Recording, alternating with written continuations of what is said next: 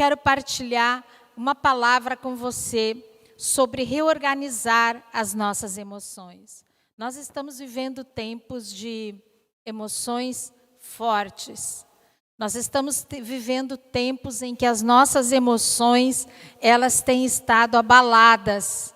São tantos os acontecimentos que nós ficamos muitas vezes abalados. Mas glória a Deus, porque a palavra de Deus, ela nos traz refrigério, ela nos traz segurança, ela nos traz a presença. Quero começar lendo Provérbios, capítulo 16, verso 32, que diz assim: melhor é o homem paciente do que o guerreiro. Mais vale controlar o seu espírito do que conquistar uma cidade. E na versão da mensagem diz assim: é melhor ser paciente que valentão. É melhor saber se controlar que conquistar uma cidade. Senhor, a tua palavra é poderosa. A tua palavra não veio apenas para redimir o nosso espírito e nos trazer salvação eterna. Mas a tua palavra veio para colocar a nossa alma alinhada com o nosso espírito. A tua palavra vem para curar, para restaurar, para nos libertar. E a tua palavra também vem para trazer cura física, para curar. Eu declaro agora que toda enfermidade, todo aquele que se apresenta diante de ti enfermo nesta manhã, eu quero declarar agora: haja cura, haja restauração física sobre todos aqueles que estão enfermos. Senhor, aqueles que estão sendo apresentados pela tua igreja nesta manhã, aqueles que estão nos hospitais, eu quero declarar agora que o anjo do Senhor visita cada leito, cada vida, trazendo cura, porque o Calvário não foi em vão, e o poder do Calvário, pelas pisaduras de Jesus, eu quero declarar cura sobre cada vida nesta manhã, em nome de Jesus. E nós vamos ministrar as nossas vidas nesta manhã, o poder da palavra. Eu quero começar trazendo um esclarecimento, o que são as nossas emoções. O Dr. Fabiano Damasceno, ele define emoções assim: o mundo emocional é aquele por onde circulam o afeto, as sensações de alegria, tristeza, bem-estar, insatisfações e a capacidade de se vincular com o mundo exterior, de sentir o outro e o ambiente. Elas estão ligadas à intuição, percepção e sensibilidade. Isto são as nossas emoções. As nossas emoções, elas muitas vezes nos enganam. As nossas emoções muitas vezes nos levam ao ápice, ou as nossas emoções podem nos jogar lá para baixo. Mas uma coisa é certa: precisamos ter as nossas emoções, neste tempo que nós estamos vivendo, acima de tudo, totalmente controladas. E é nós que realizamos isso, com a ajuda do Deus Todo-Poderoso, na pessoa do Espírito Santo. Eu quero falar 10 itens sobre as nossas emoções nesta manhã para começarmos. Vamos lá. Pegue um papel, uma caneta e anote que esta será a mensagem da sua célula. E você crescerá nesta mensagem. Vamos lá. 1. Coloque-se no lugar do outro. Suportem-se uns aos outros e perdoem as queixas que tiverem uns contra os outros. Perdoem como o Senhor lhes perdoou. Colossenses 3:13. O que acontece hoje? Nesse tempo que nós estamos vivendo, são muitas as emoções, são muitos os desafios, são muitas as emoções diferentes que nós estamos vivendo. Nós estamos vivendo uma situação que não há nada que nós possamos nos espelhar. Nunca aconteceu, pelo menos na nossa geração. Nós nunca vimos algo assim antes. E nós precisamos estar controlados nas nossas emoções para que tudo se torne mais fácil, para que tudo se torne mais tranquilo e a presença do Senhor se faça real no nosso meio.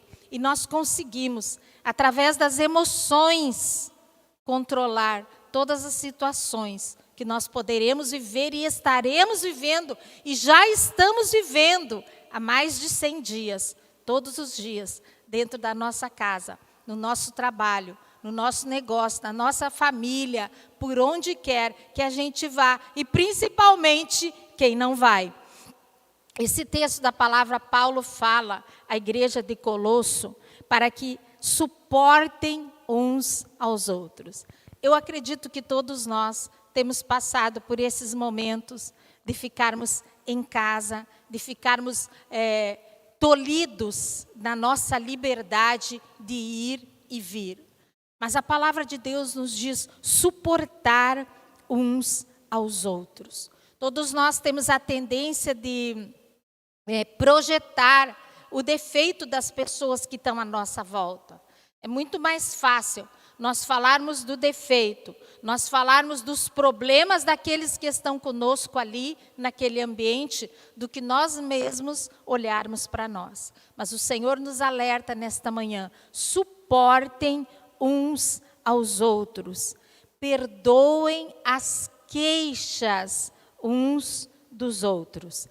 Existe um outro texto que eu quero ler, porque eu acho que é bem propício para esse tempo que nós estamos vivendo. Mateus 7 diz assim: não julguem para que vocês não sejam julgados, pois da mesma forma que julgarem, vocês serão julgados. E a medida que usarem, também será usada para medir vocês. Porque você repara no cisco que está no olho do seu irmão e não se dá conta da viga que está em seu próprio olho? Como você pode dizer ao seu irmão, deixe-me tirar o cisco do seu olho, quando há uma viga no seu? Hipócrita, tira primeiro a viga do seu olho, e então você verá claramente para tirar o cisco do olho do seu irmão. Julgar é um erro nas nossas vidas. E o Senhor nos alerta, não julgar. Nós não sabemos como que as pessoas estão enfrentando essas circunstâncias. Nós não conhecemos as estruturas internas. Nós não conhecemos a história das pessoas. Nós não conhecemos de onde que elas vieram. Nós não sabemos nada. E nós começamos a emitir julgamento. Eu estava esses dias olhando um jornal e eu estava vendo que nenhum governante de país nenhum tem agradado a população com relação às medidas que eles têm tomado. E eu fiquei pensando sobre isso. Porque, meu Deus, quando é um determinado país, a gente até encontra as justificativas. Agora, quando nenhum governante toma medidas que a população julgue que seja melhor. E eu fiquei pensando, se eu estivesse no lugar desses governantes, será que eu teria capacidade? Será que eu conseguiria fazer? Eu já digo de antemão que não. Mas eu fico pensando, todos os que julgam, todos os que emitem decretos, será que conseguiriam fazer algo que ninguém iria criticar? Que ninguém iria achar errado? Então a Bíblia ela nos adverte a não julgarmos. Nós não sabemos o que está acontecendo. E a mesma coisa as pessoas que estão à nossa volta.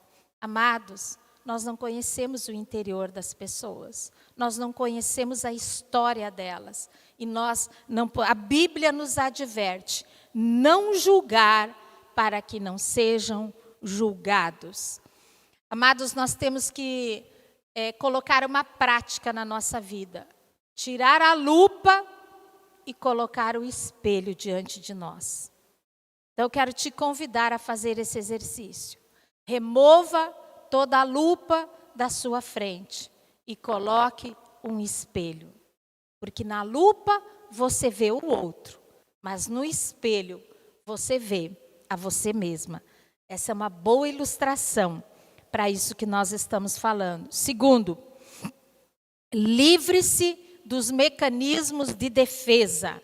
Marcos 7, 21. Pois do interior do coração do homem vêm os maus pensamentos, as imoralidades sexuais, os roubos, os homicídios e os adultérios. A situação na nossa vida ela se agrava quando nós usamos esses mecanismos de defesa para esconder as nossas emoções. Você já pensou por que você tem determinada atitude? Por que as pessoas têm determinadas atitudes? O que será que elas estão camuflando?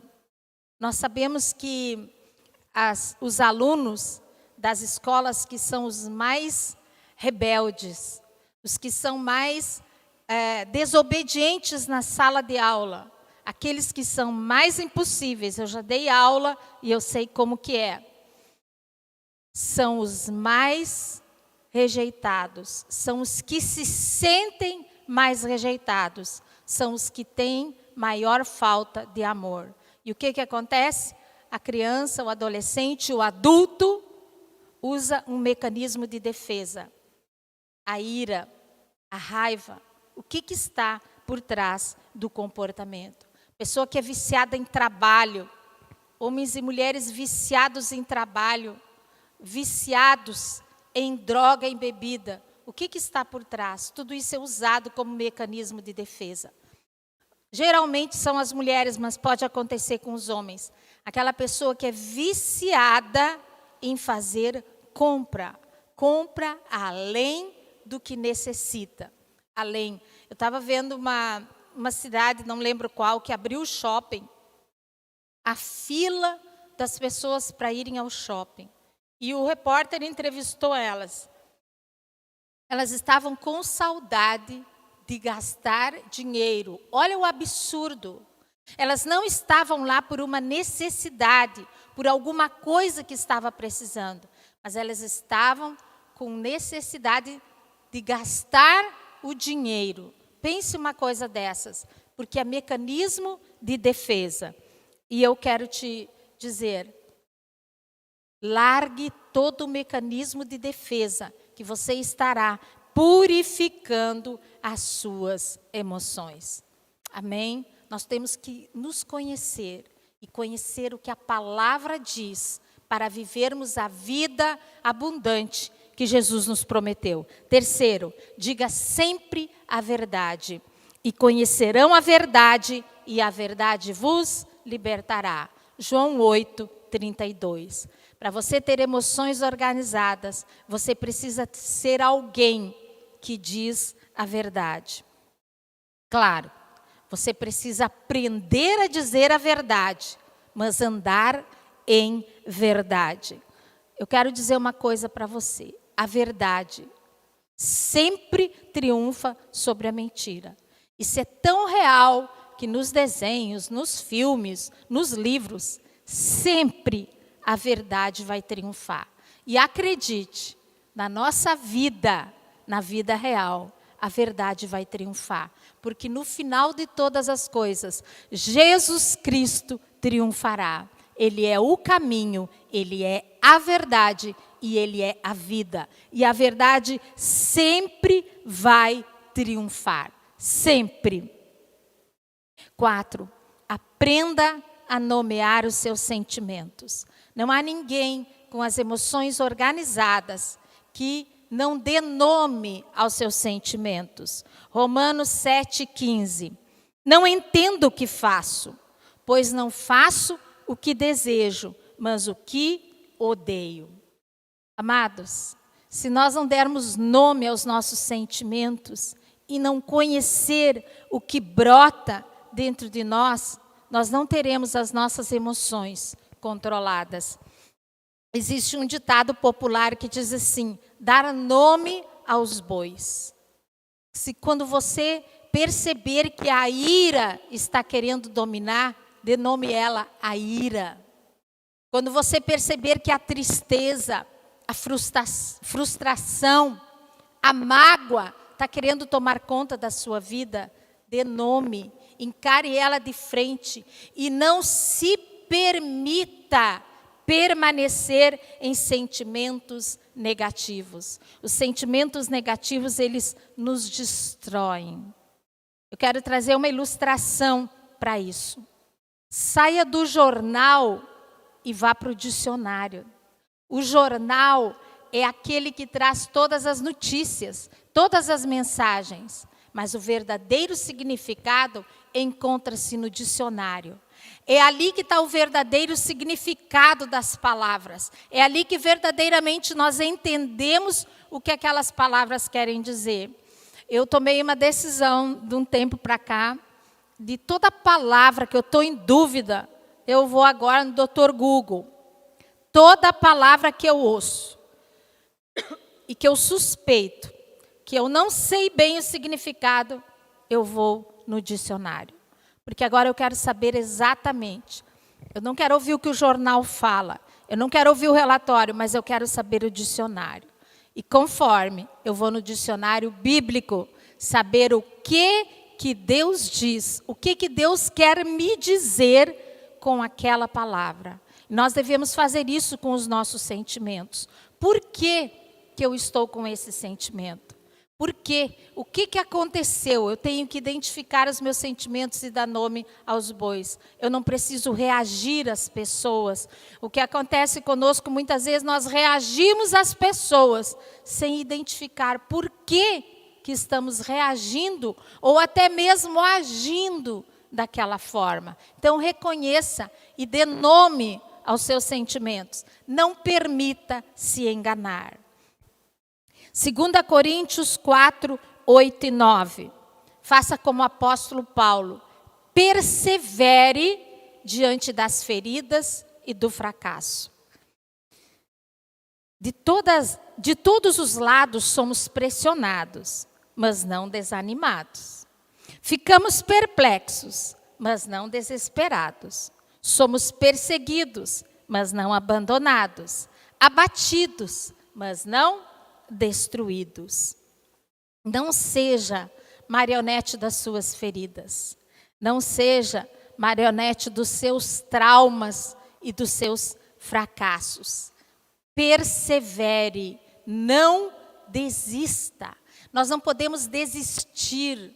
Nós temos que começar de novo. Nós temos que fazer tudo de uma forma nova daqui para frente. Mas uma coisa eu quero te dizer, filho, filha amada de Deus, o Senhor está te dizendo nesta manhã, persevere, persevere, não permita que a perda, não permita que aquilo que você não pode mais lançar mão, não permita que aquilo que você não tem mais hoje te paralise, mas continue, receba o novo, receba aquilo que Deus apresenta para você e para mim. Ganhe experiência com tudo que você tem passado e permaneça forte na presença do Senhor. Próximo, Efésios 4, 29 diz assim: nenhuma palavra torpe saia da boca de vocês, mas apenas a que for útil para edificar os outros, conforme a necessidade, para que conceda graça aos que a ouvem. Amados, desabafe sem ofender as pessoas. Se você precisa desabafar, desabafe. Mas o apóstolo Paulo diz que nenhuma palavra torpe saia da vossa boca, apenas a que for útil. Nós temos aprendido nesses tempos que nós precisamos ter um confidente, que nós precisamos ter um discipulador, um mentor. Nós precisamos ter alguém que nos acompanha na nossa vida. E nós precisamos desabafar, não com todo mundo, mas nós precisamos falar. Então faça isso. Mas quando você desabafar, não ofenda as pessoas. Desabafe com dignidade. Desabafe que se a pessoa que você está conversando alguma coisa estiver na frente de você, você pode continuar falando. Amados, um filho de Deus, ele tem que falar aquilo que ele falaria longe ou perto das pessoas. Aquilo que nós só podemos falar longe das pessoas é algo que não edifica, é algo que não é útil para edificar os outros. Eu só posso falar o que é para edificar.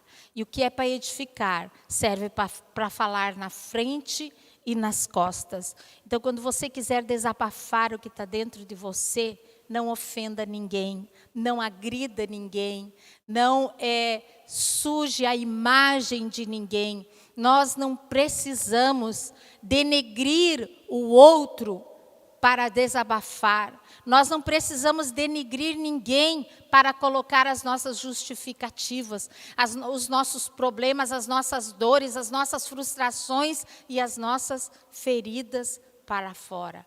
Então pense sobre isso. Próximo, Marcos 8, 35. Pois quem quiser salvar a vida, a perderá. Mas quem perder a vida, por minha causa e pelo Evangelho, a salvará. Sabe o que quer dizer isso? Desista do controle da sua vida. Desista. Desista do controle da sua vida. Entregue o controle remoto da sua vida para Deus. E pegue uma bandeira branca e se renda ao Senhor.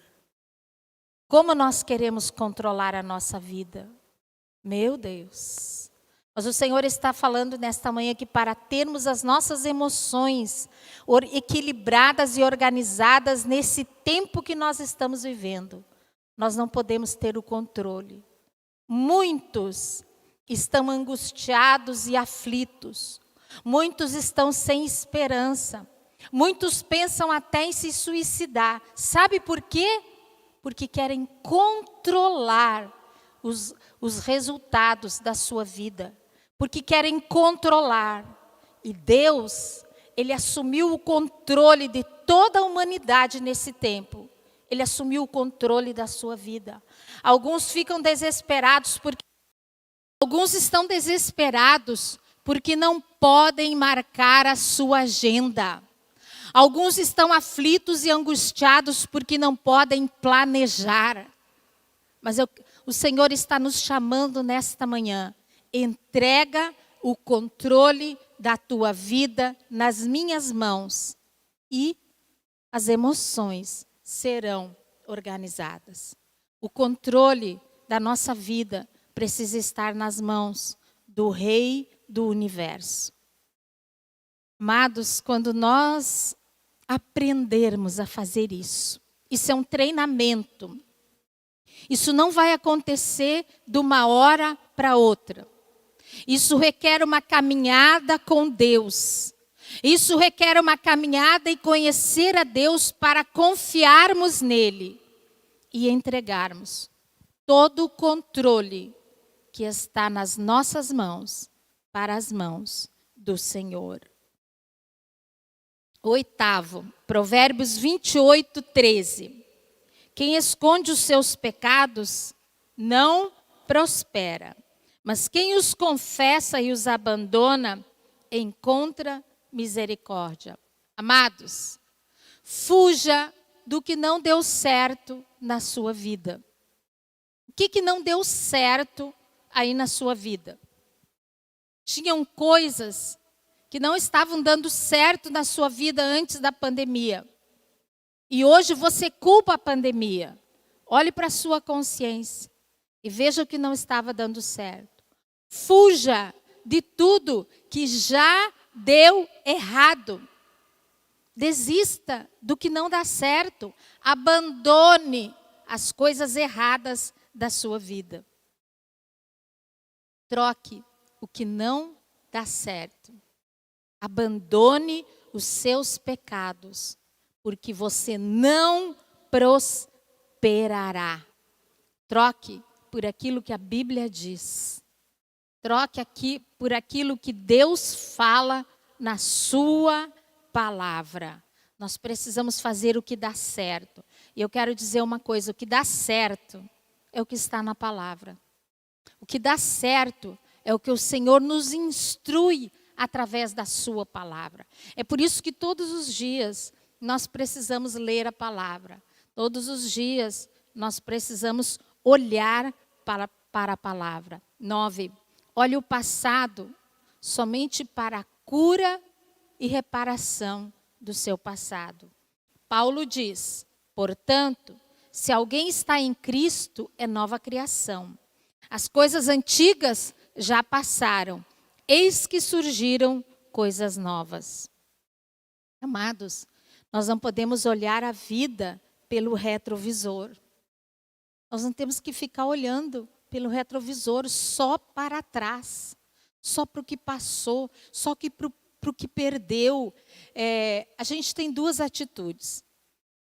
Ficar olhando para trás, para o que perdeu, para as feridas, para as mágoas, ou ficar olhando para trás para todas as coisas boas que já teve. Não faça isso, meu amado. Olhe para trás apenas para perdoar. Olhe para trás para colocar as coisas em ordem, se precisa de conserto. E depois, olhe para frente. Olhe para o alto, para o autor e consumador da sua fé. E viva o seu presente. E por último, Gálatas 2:20. Fui crucificado com Cristo. Assim, já não sou eu quem vive, mas Cristo vive em mim. A vida que agora vivo no corpo, vivo-a pela fé no Filho de Deus, que me amou e se entregou por mim. Vença todos os seus impulsos carnais. Quando nós vencemos os nossos impulsos, as nossas emoções ficam em paz. Por que as nossas emoções ficam perturbadas? Porque nós deixamos os impulsos tomarem conta da nossa vida. Agimos por impulso, realizamos as coisas por impulso. Não, nós temos que agir, porque fomos crucificados com Cristo. Cristo vive em nós. Vive em nós. E nós precisamos viver como o Senhor quer. E para mantermos essas 10 colocações que eu fiz, é para você organizar as suas emoções. Se você cumprir cada uma delas, você estará organizando as suas emoções. É como faxina na nossa casa. Tem um dia que nós decidimos para organizar tudo. Arrumamos gavetas, limpamos tudo, colocamos tudo no lugar e a casa fica maravilhosa. Mas com o passar dos dias, precisa o quê? Manutenção. É preciso que haja uma manutenção na nossa casa física que nós vivemos. E eu quero dizer que na nossa casa emocional também precisa de manutenção. E a palavra de Deus, ela nos dá um segredo maravilhoso para mantermos as nossas emoções. Eu amo esse texto. Foi a primeira palavra que Deus me deu, que eu recebi do Senhor. Foi essa aqui. Vinde a mim, todos os que estáis cansados e sobrecarregados, e eu vos aliviarei.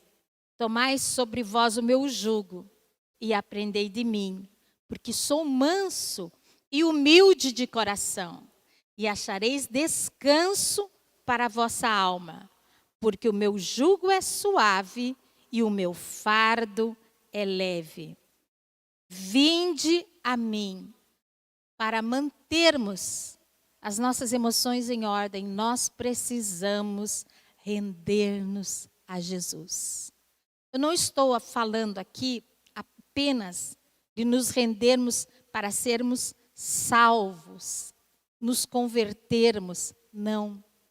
Eu estou falando de nos rendermos, nos prostrarmos, entregarmos verdadeiramente a nossa vida ao Senhor.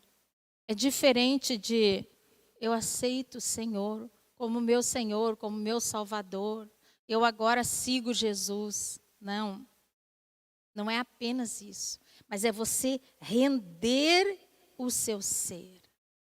E a segunda coisa para mantermos as nossas emoções em ordem é todos os que estavam cansados e sobrecarregados, eu vos aliviarei. Sinta Jesus. Nós precisamos sentir Jesus tirar a carga dos nossos ombros. Amado, não carregue fardo. Você organizou suas emoções naqueles 10 tópicos que eu já falei. Agora você vai dar a manutenção. E com a manutenção, você não pode colocar carga nos seus ombros. Você não pode colocar carga em cima de você. Por que você está aí sem querer liberar perdão? Por que você está aí controlando a sua vida? Por que você quer assumir o governo? Se você não carregar esses fardos, você manterá a sua casa arrumada. Por que a casa vai ficando desarrumada? Porque começa a fazer coisas erradas.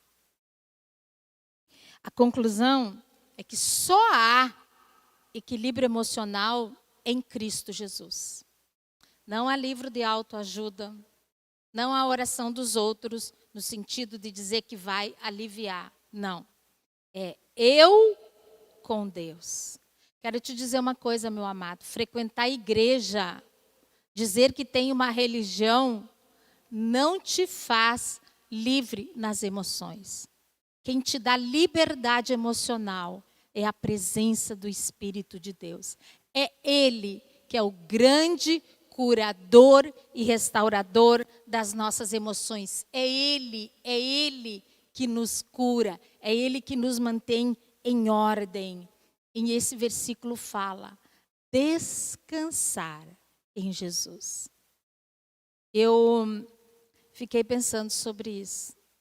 E eu olhei para mim mesma esta manhã, bem cedinho, quando eu estava relendo essa palavra. E eu me perguntei, será que eu descanso em Jesus? Tem vezes que eu não descanso. E eu tenho uma péssima notícia para você. Quando nós não descansamos em Jesus, as nossas emoções ficam totalmente desequilibradas. Há muitos filhos e filhas de Deus que são salvos. São filhos de Deus. Nasceram de novo no Espírito. Mas porque não descansam em Deus, têm as emoções desequilibradas. Porque não confiam no Senhor. Porque transfere tudo para os outros. Transfere para a igreja. Transfere para líderes, transfere para o marido, para a esposa, transfere tudo para as outras pessoas que estão à volta. E eu quero te dizer nesta manhã, você tem direito, é herança sua, muito mais do que a sua salvação, é o seu equilíbrio emocional. Então, descanse em Jesus, descanse no Senhor. Salmo 116, 7 diz assim, retorne ao seu descanso, ó minha alma, porque o Senhor tem sido bom para você. E por último, cresça em Jesus. Cresça em Jesus. O que é crescer em Jesus? É permanecer confiando. Porque às vezes a gente confia e descansa para alguma área da nossa vida. Mas tem outra área que nós não conseguimos confiar e descansar. Eu conheço pessoas que descansam para a vida financeira, mas não descansam para a saúde. Há pessoas que conseguem receber curas espetaculares no seu corpo, que conseguem ter fé, mas na vida financeira não conseguem. Então nós precisamos descansar para ter o nosso equilíbrio emocional. E eu quero terminar com 4 frases. Aprenda a ouvir a Deus. Preste contas da sua vida.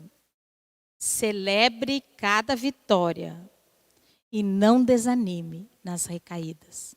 Que você terá as suas emoções totalmente equilibradas. E você vai triunfar. A minha oração por você é que, se você, no começo desse tempo que nós passamos de reclusão, você não conseguiu vencer com as suas emoções. Mas eu quero te dizer que é melhor o fim do que o começo. Não importa como você começou nesta pandemia. Não importa como você tem estado até aqui. O Senhor pode mudar a tua história. E eu quero declarar que você vai terminar esse tempo e começar um novo, com as suas emoções equilibradas e restauradas. Tome esses versículos. Tome esses tópicos. Vá para a presença do Senhor. Diga: Senhor, eu quero as minhas emoções organizadas. Leia a palavra. Ore pela presença do Espírito Santo. Permaneça diante do Senhor e organize as suas emoções. E depois, mantenha as emoções organizadas. Aquilo que sair do lugar, você vai lá e coloca do lugar. Você viu que assumiu o controle, entrega o controle. Você viu que não suportou alguém, passe a suportar e amar. E vá colocando sua vida em ordem. Coloque num lugar bem à vista todos esses 10 pontos, todos os versículos da palavra. E entregue sua vida.